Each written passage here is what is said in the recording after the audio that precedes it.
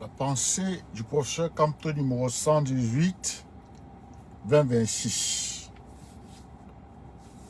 Où s'assoirait-il? Où s'assoirait-il? C'est la question, n'est-ce pas, centrale ici. Où s'assoirait-il? Si celui qu'on dit avoir tant aimé les pauvres descendait aujourd'hui dans notre pays, à côté de qui s'assoirait-il? C'est la question dérangeante. C'est la question dérangeante posée par la nouvelle pensée du professeur Maurice Kamto. La numéro 118. Boum, boum, boum, boum, boum, boum, boum, boum, boum, boum, boum, boum, boum. Chers humanistes, mesdames et messieurs, aujourd'hui, je vais prendre le temps de vous expliquer ce texte, phrase par phrase, avec des exemples simples pour que tout le monde puisse comprendre. Même si vous ne connaissez pas la politique, et même si vous n'êtes pas croyant ou pas pratiquant.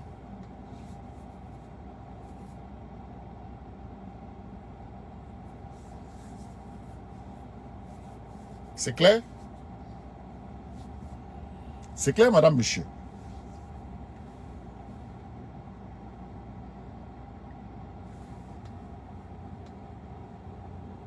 C'est la magie. C'est la magie. Concentrez-vous. Respirez. Respirez. Bonjour à toutes et à tous. Et bienvenue sur Nestor Nana l'humaniste. Je m'appelle Nestor Nana. Je suis humaniste et développeur d'hommes, homme avec grand H. Sur cette chaîne, je ne prends jamais parti pour un camp politique et je ne prends pas non plus parti pour ou contre une religion. Il faut que cela soit clair. Que je mette bien mon téléphone. Mon rôle,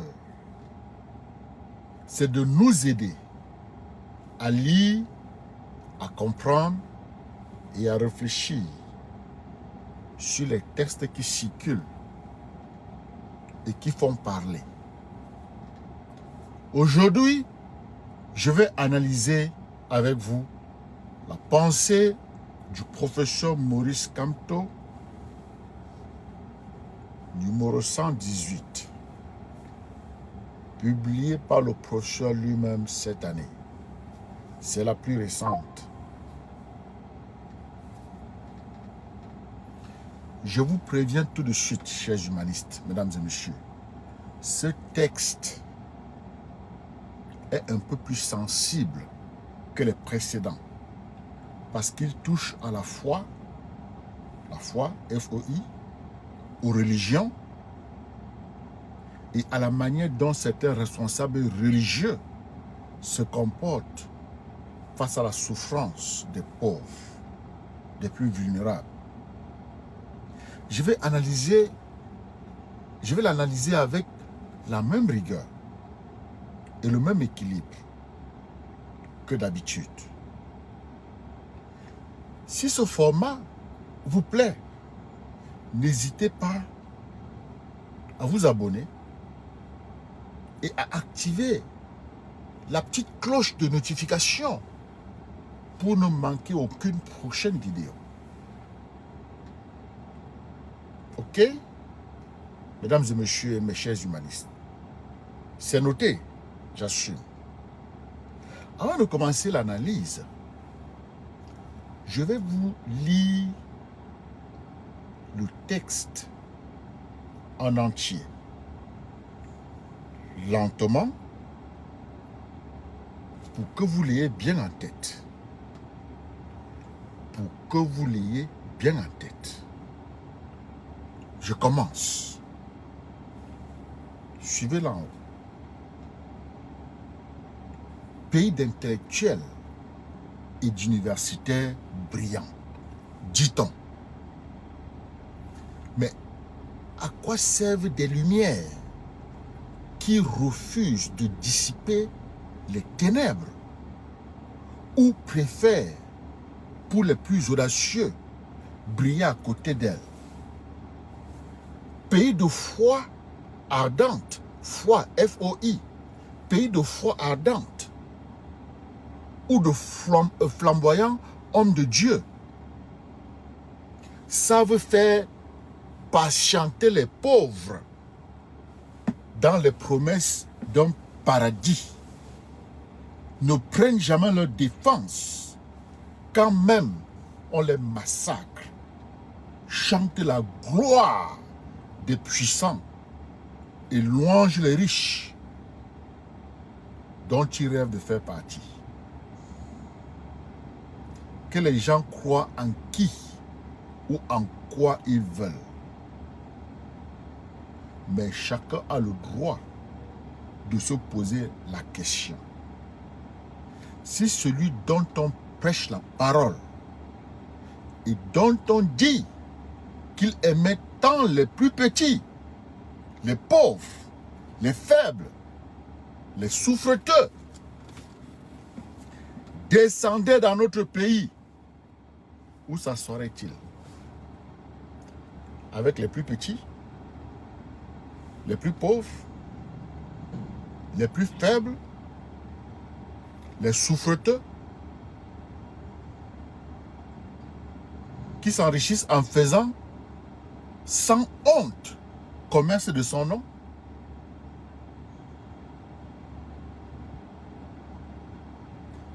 L'espérance est un acte de foi teinté de certitude.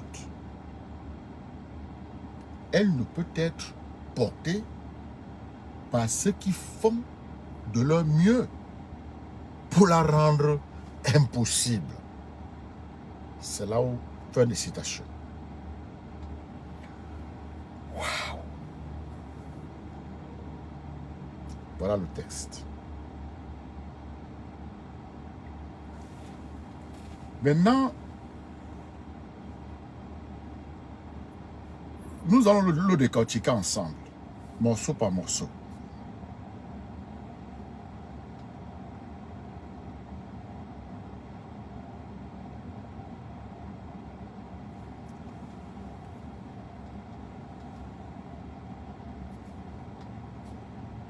Je crois qu'avant d'aller plus loin,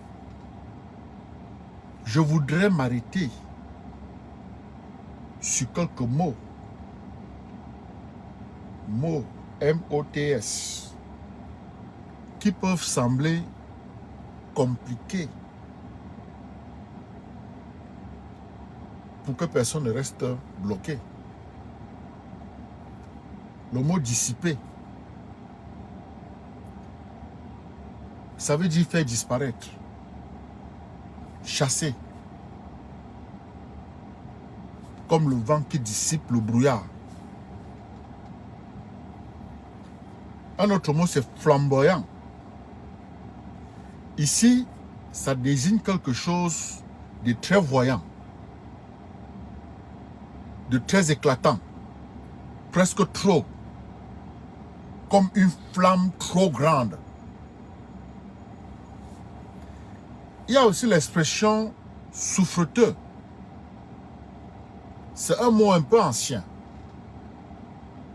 qui désigne les personnes fragiles, malades, qui souffrent physiquement.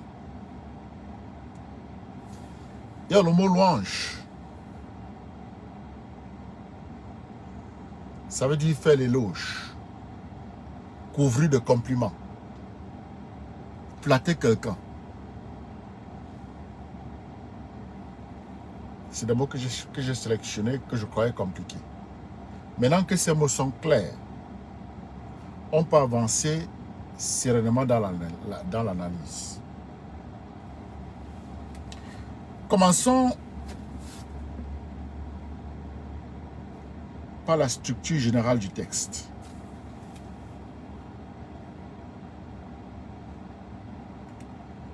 Ce texte suit un mouvement de 3 étapes.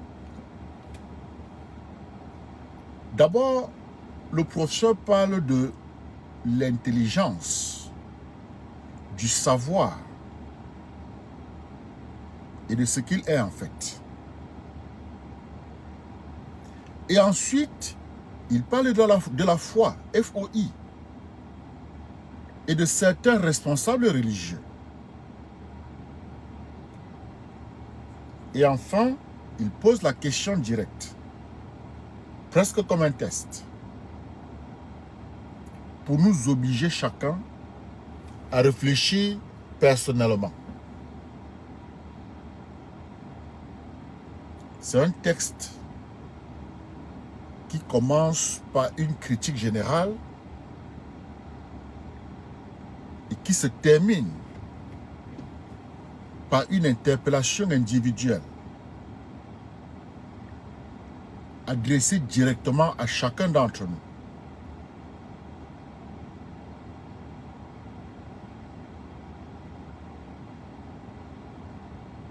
Maintenant, je vais aller au deuxième point, pour parler des lumières qui ne dissipent pas les ténèbres. Les lumières qui ne dissipent pas les ténèbres. C'est la première image du texte. Celle des lumières qui refusent d'éclairer. Le professeur Camto commence ainsi. Pays d'intellectuels et d'universitaires brillants, dit-on, je ferme les guillemets là. Écoutez, remarquez bien le mot dit-on. Ce n'est pas le professeur Camto lui-même qui affirme cela avec certitude. C'est une réputation, une chose que l'on entend dire. Et tout de suite après, il pose une question qui dérange. À quoi servent ces lumières qui refusent de dissiper les ténèbres? Ou préfèrent, pour les plus audacieux, briller à côté d'elles? Point d'interrogation. Fin de citation. Pour bien comprendre cette phrase, mesdames et messieurs, chers humanistes, prenons une image simple. Imaginez une pièce prolongée dans le noir. Je voulais dire plongée. Dieu merci, bénis-moi. Une pièce plongée dans le noir et une lampe posée dans un coin allumé, mais qui n'éclaire qu'elle-même sans jamais être approchée du reste de la pièce. Cette lampe brille, mais elle ne sert à rien, parce qu'elle refuse d'éclairer les ténèbres autour d'elle. C'est exactement l'image que le professeur Camto utilise pour parler de certains intellectuels, de certaines élites qui possèdent le savoir, mais qui choisissent de ne pas s'en servir pour aider leur pays, ou qui préfèrent, dit le texte, briller à côté des vrais problèmes plutôt que de s'y confronter directement.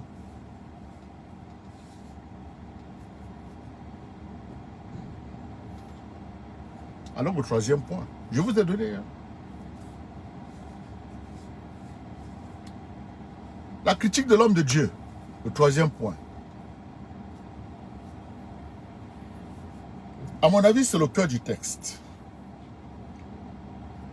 La critique de certains responsables religieux.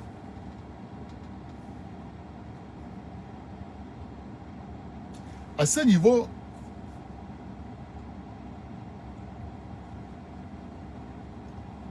j'interpelle votre concentration. Le professeur Camto n'attaque pas la foi, F-O-I. Il n'attaque pas la religion. Il n'attaque même pas l'ensemble des responsables religieux.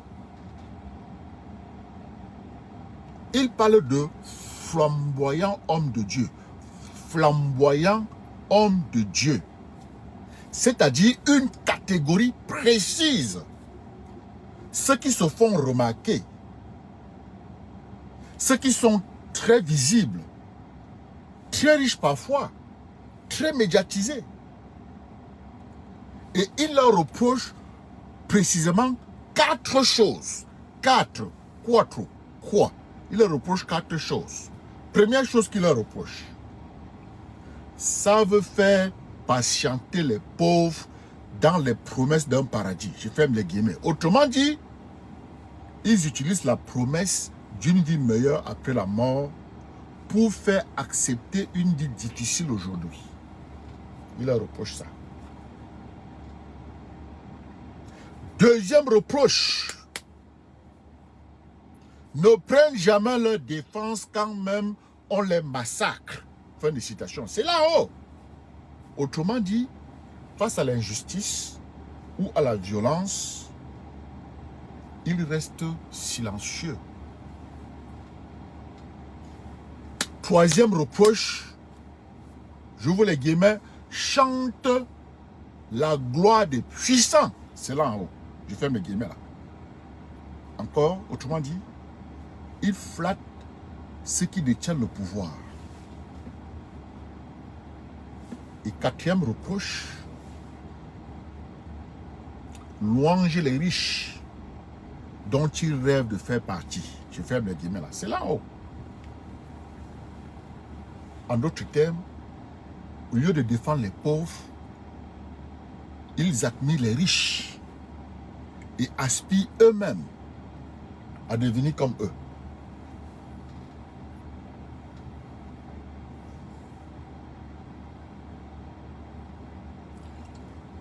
Bon, c'était le quatrième reproche. Je vais à mon quatrième point d'explication. La liberté de croire. La liberté de croire.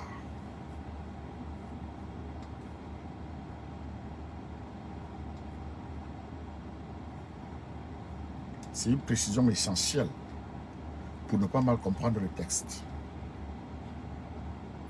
Juste après la critique, le professeur Camto écrit une phrase très importante. Que les gens croient en qui ou en quoi ils veulent. Je ferme les guillemets. Cette phrase change tout. Elle montre que le professeur Camto ne remet pas en cause la liberté de croire, ni la religion elle-même. Parce qu'on vous connaît. On sait comment vous allez interpréter ça. Je vous le dis, il ne met pas ça en cause. Sa critique ne vise pas les croyants. Elle vise certains comportements de certaines personnes qui utilisent la religion à des fins personnelles plutôt qu'au service des plus fragiles. Il est clair. C'est une nuance extrêmement importante. Et je vous invite à bien garder ça en tête parce qu'on se connaît. Gardez ça en tête pour la suite de l'analyse. On se connaît. Je passe au 5e point. J'ai dit que je devais faire l'analyse point par point. Où s'assoirait-il?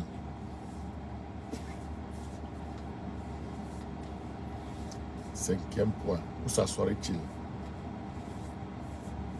La question centrale du texte. Celle qui donne toute la force à cette pensée. Non. Le professeur Camto écrit, chacun a le droit de se poser la question. Si celui dont on nous prêche la parole et dont on nous dit qu'il aimait tant les plus petits, les pauvres, les faibles, les souffreteux, descendait dans notre pays, où s'assoirait-il? C'est là. C'est une question extrêmement simple, mais puissante. Je voulais dire extrêmement puissante. Elle ne demande pas de prouver quoi que ce soit. Elle demande simplement d'imaginer une scène. Une scène. Si la figure que l'on présente comme ayant aimé les plus pauvres, les plus faibles, les plus souffrants, arrivait aujourd'hui, physiquement, dans notre pays, où irait-elle s'asseoir? C'est compliqué. C'est compliqué. Et le professeur Kamto propose deux réponses possibles, clairement opposées. Lisez bien là-haut. Il écrit avec les plus petits, les pauvres, les faibles, les souffreteux, ou avec ceux qui s'enrichissent en faisant sans honte commerce de son nom. Cette question est un miroir. Elle ne juge personne directement, mais elle invite chacun d'entre nous, et en particulier ceux qui occupent des positions d'autorité religieuse, à s'interroger honnêtement sur leurs propres choix et sur leurs propres priorités.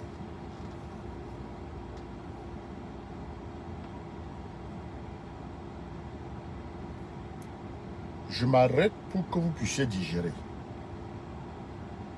Je passe au point 6. La dernière phrase. L'espérance et la certitude. La phrase finale du texte.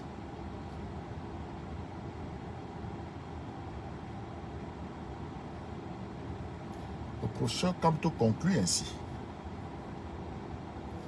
L'espérance est un acte de foi, F-O-I, teinté de certitude. Elle ne peut être portée par ceux qui font de leur mieux pour la rendre impossible. Cette phrase demande un peu plus d'explication parce qu'elle est philosophique.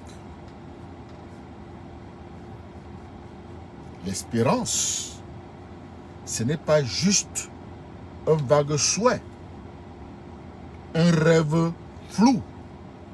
Selon le professeur Kamto, c'est un acte de foi, F-O-I, foi. Mais un acte de foi qui s'appuie sur une certaine certitude, une conviction profonde que les choses peuvent et doivent s'améliorer. Et la dernière phrase est presque une accusation.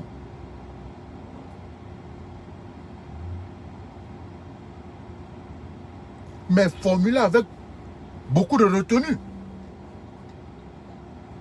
Et on ne peut pas prétendre porter l'espérance des pauvres si dans les faits, par ses propres actions, on contribue à rendre leur situation encore plus impossible.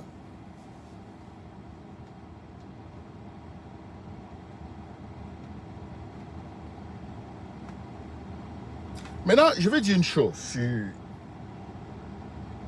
ce que ce texte ne dit pas directement. Pour moi, c'est le 7e point.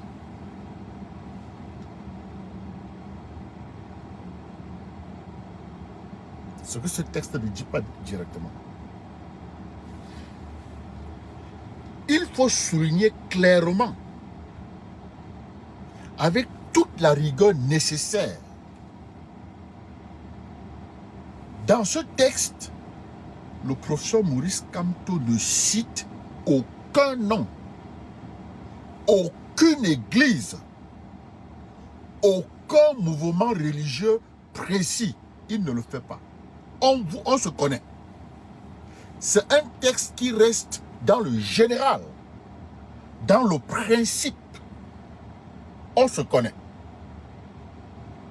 Chacun peut avoir sa propre interprétation et peut penser à telle ou telle situation qu'il connaît personnellement. On se connaît. Mais en tant qu'analyste, moi, en instant, Nana, mon rôle n'est pas de vous dire à qui il faut penser, ni de désigner qui que ce soit. Mon rôle est de vous donner les clés de lecture et de respecter en toutes circonstances la présomption d'innocence, ainsi que le respect des croyances de chacun. Voilà mon rôle.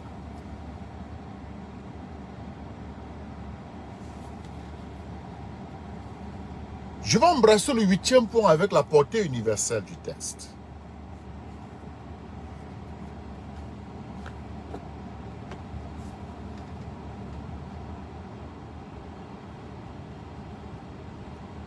Pourquoi ce texte peut parler à tout le monde?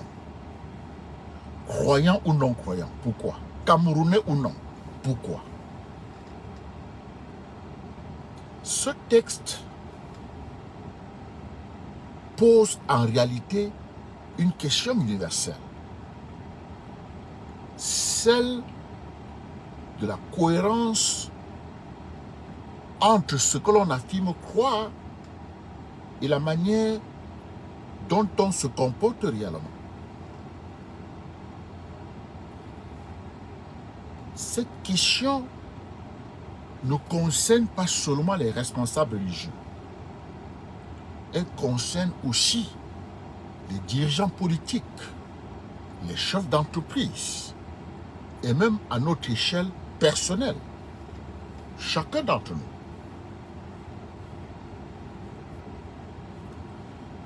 Combien de fois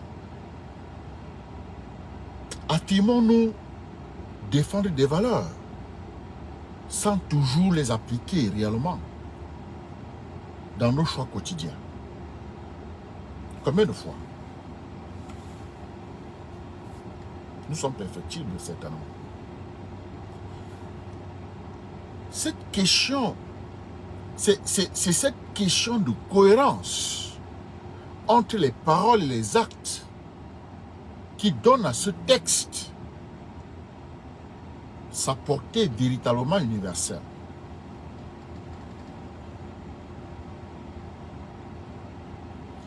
Maintenant, mesdames et messieurs, je ne veux pas vous garder pour toute ma vie. Il va falloir que je fasse une synthèse finale pour tout le monde. Avant de conclure, mesdames et messieurs, chers humanistes, je voudrais vous résumer en quelques phrases simples l'essentiel de ce que nous avons vu aujourd'hui. 1. Avoir le savoir où la lumière ne sert à rien si on refuse de s'en servir pour les autres. 2. Le professeur Maurice Kamto critique certains comportements religieux, pas la foi, FOI, elle-même, ni les croyants. 3. Chacun est libre de croire en qui ou en quoi il veut. 4. La grande question du texte, c'est celle de la cohérence. Où s'assoirait-il? Où s'assoirait celui que l'on dit aimer les pauvres? Et 5. L'espérance véritable ne peut pas être portée par ceux qui, dans les faits, la rendent impossible.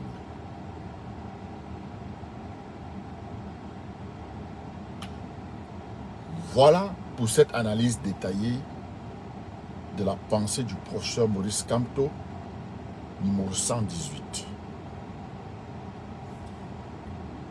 J'espère que cette explication approfondie et nuancée vous aura permis de bien comprendre toute la portée de ce texte. Même si vous découvrez ce sujet pour la première fois. Comme toujours, mesdames et messieurs, chers journalistes, sur cette chaîne, je vous invite à la réflexion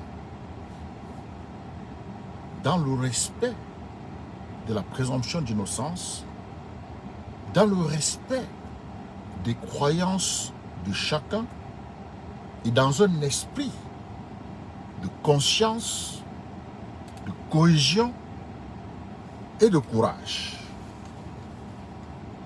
Si cette vidéo vous a plu, n'hésitez pas à mettre un pouce bleu, à laisser un commentaire pour me dire ce que vous en pensez, à partager cette vidéo autour de vous et surtout à vous abonner à ma chaîne, à la chaîne, pour ne manquer aucune prochaine analyse. Merci de m'avoir suivi jusqu'au bout de cette vidéo. À très bientôt.